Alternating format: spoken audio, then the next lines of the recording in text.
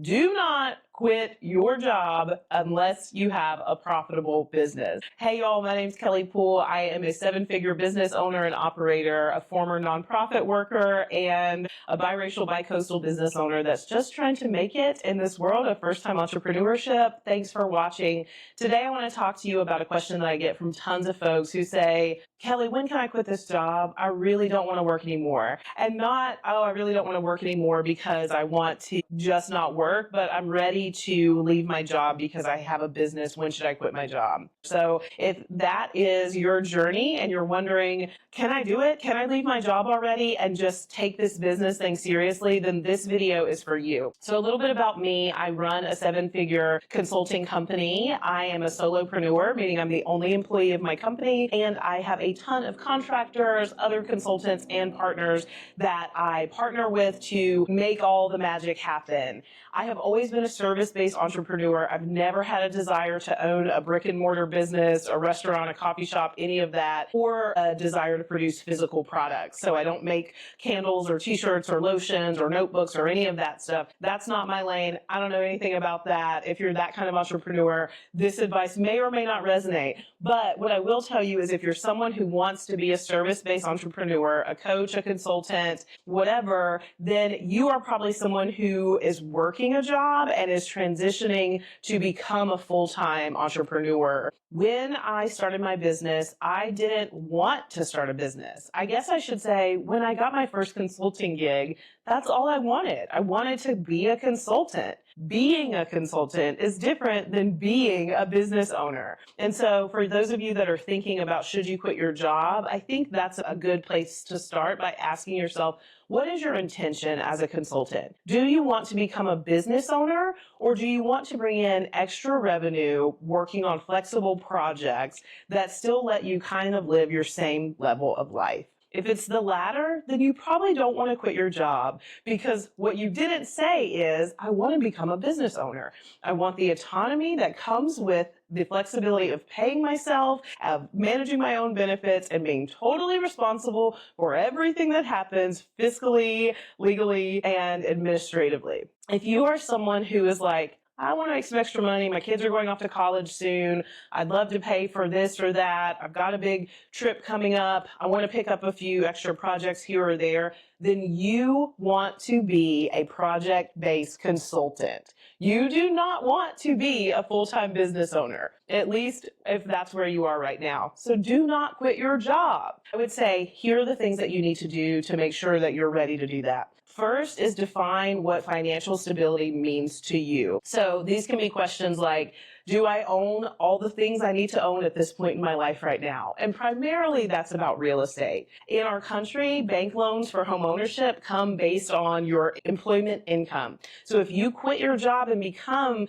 a self-employed person, you are not going to have the financial requirements that institutional lenders require. So if you just got married and you and your partner are going to buy your first house in the next year, this is probably not the ideal time to let go of your documented W-2 income. So what does financial stability look like for you? Are you at a point where you can lose the financially documented W-2 income? What does it look like if you don't get your first contract for 6 months? Do you have enough money in savings? Do you already have some contracts coming in? You really need to ask yourself, not just for this moment, not just for this season, but ideally for the next 5 years, what economic impact is choosing to quit my job going to have on me? That is how I approached it. So for me, I knew it was very important that I had a certain amount of money in cash savings, so an emergency fund, but that I also had hit a really important investment goal. Y'all know I love to talk about money. I think that in the United States of America, we have to have money to live, and we need to be paid enough money so that we can live and live well. And so for me, I did not want to quit my job, my stable, secure job that I had a great track record of performing at, until I had reached $100,000 in investments. So for me, that meant I had $100,000 invested in a retirement account or in a taxable brokerage account. We can talk about money differently. That doesn't matter. You don't need to have that, but what you do need to have is a foundation. You are quitting your job to have a journey. And yeah, you don't have to be a business owner for the rest of your life, but you certainly want to jump into this thing that's already going to be stressful, making sure you mediate any of the stress that might happen. And so asking, what are the financial components that I need to feel secure, is going to help make sure that you are stable, and it's going to take that worry off the plate. So what savings do you have in place? Do you have big expenses coming up that you need to pay for? Are they already covered?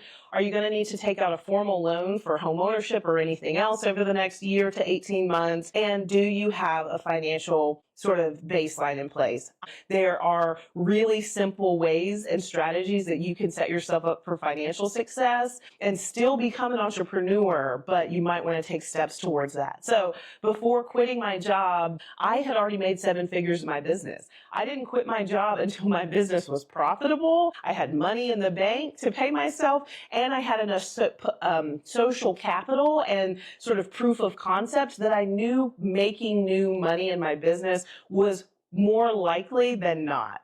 Okay, so that's the second thing I would do before quitting your job, is ask yourself, do I have a quote unquote recession-proof product? Is the thing that I do, is the thing that I bring people going to be in demand for the next 18 months? I don't know why I use 18 months, but that for me is just like a personal time frame that feels good, because I know that if I can survive for 18 months, if I can bring in money for 18 months, that I'm smart enough to have, the strength and the stability to pivot within that time frame. So that feels good for me. It might be a different time frame for you, but before quitting your job, you need to ask yourself, do I actually have a sustainable, sellable skill set or product? So I am a social impact consultant, a recruiter. I do a lot of community development work. I run a team of consultants that does other work. And at the time that I quit my job, it was around 2020. At the time I really started taking consulting seriously, it was around 2020. It was after the public murder of George Floyd and right at the beginning of the COVID-19 pandemic. And there was a huge demand in the marketplace for organizational culture consultants, whether that was for new DEI initiatives or staffing and hiring. There was so much demand in the marketplace. And I'm recording this video in 2024, and I'm sad to say that right now we're experiencing the retraction in the marketplace from that moment of excitement. Now, you and I and everyone are very smart, so we know that cyclically trends like that are going to happen. And so if you're going out on your own and the only thing that you're selling or the only product that you have is an equity analysis, then you do not have a recession-proof product at that moment. And I wouldn't advise quitting your job to bet on that one thing. Again, as I said, there are so many different caveats and scenarios. I'd love to hear from some of you, like what are your specific scenarios? From my perspective, if you don't have an in-demand product or skill set and you don't have something with proof of concept, meaning not, oh, I'm good at it, oh, people like me, but people have paid cash money, we have exchanged an energetic investment for this work, then I do not think it is wise to quit your job. So in addition to figuring out what your financial baseline is, the second thing I would do before I quit my job is to figure out, do I have a recession-proof product or service that people are willing to pay for? And then the third thing I would do is really ask myself, have I considered how much this is really going to cost? That is sort of connected to point number one, but what I mean by this question is, what does your job provide that you are not even counting? So for many of us, jobs provide social interaction. I'm a single person. I don't have kids, a husband. I don't even have a cat, y'all. The husband's coming, the kids and the cat I can do without. But the point is, for a lot of my life, social interactions came from my colleagues.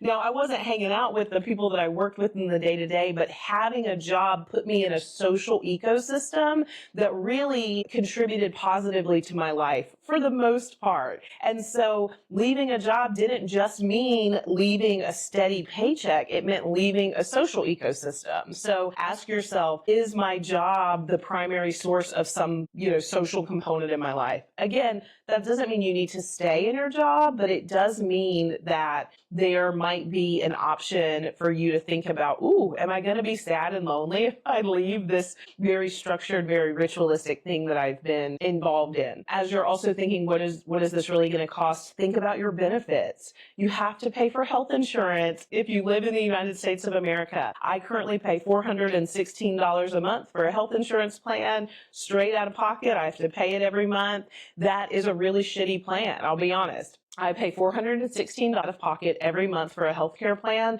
and it's not the best plan. I'll be honest, the workplace benefits that I had under my employer were better. Now, you all know my story. The trade-off for me is hands down worth it, but you are going to have to pay for health insurance. Now, listen, you're smart, you're strong, you are strategic, you have a marketable skill set. People want to pay for what you have to offer. So you can make the money, but you need to make sure you total up the actual true cost of quitting your job. And so for me, that meant looking at the fringe things in the budget, like health insurance. It meant looking at transportation or any like utility allowances that I got from my job. Now I would be paying for those on my own. It meant looking at taxes. When you work a job, your employer takes taxes out of your check and then they pay the IRS. And then at the end of the year, usually it all works out. That is not the case when you become a full-time entrepreneur or become self-employed. You have to pay your taxes, y'all. This is an entirely different video series. It is not my area of expertise, but taxes are real. So you need to make not just what you made as an employee, but you need to make like 30% more than that now. So now we're not like, oh, I'm leaving my job and I'm making 120,000, so I should just get 120,000 in contracts. No, sis, you need $300,000 in contracts to take home $120,000 as an individual consultant. So that was just some quick back of the napkin math, but there is some math that you need to do to get the total picture of like what leaving your job is going to cost you. And then the fourth thing I would say is just really be an intentional conversation with your kitchen cabinet, your inner circle. So if you're married, definitely having this conversation with your spouse about the interruption, not just in your finances, but in your flow of life. If you're someone who's always had a career, you've always left the house in the morning, gone to work, done your stuff, and now you're quitting your job and you're going to like go to the beach 3 times a week, your partners might have an opinion about that. Now, they might be very happy for you, but ultimately it's going to affect the rhythm of your day to day. You might even want to tell your kids because now you're home. And so when your kids come home from school, they want to be in your business, but we're working. So these are mommy's office hours. You got to get out of the space. You need to talk to the people around you who this is going to impact. And not so much as a, can I do this or asking permission, but just inviting people that you care about into the conversation. These need to be people that you care about, that your decision is going to impact, and also trusted advisors who are going to say, man, have you thought about this? Hey, this is coming up. Have you thought about that? So all of this is a conversation. I would say I got my first paycheck as a consultant in about May of 2020, and I did not quit my job until December of 2023 to go full-time as a business owner. So it was about 2.5 years, and I was a 7-figure business owner before I quit my job. So our business had grossed $1.2 million in revenue the year that I quit my job, and I knew that I would be okay for 6 months. And I got to tell you, that's still been my rule of thumb.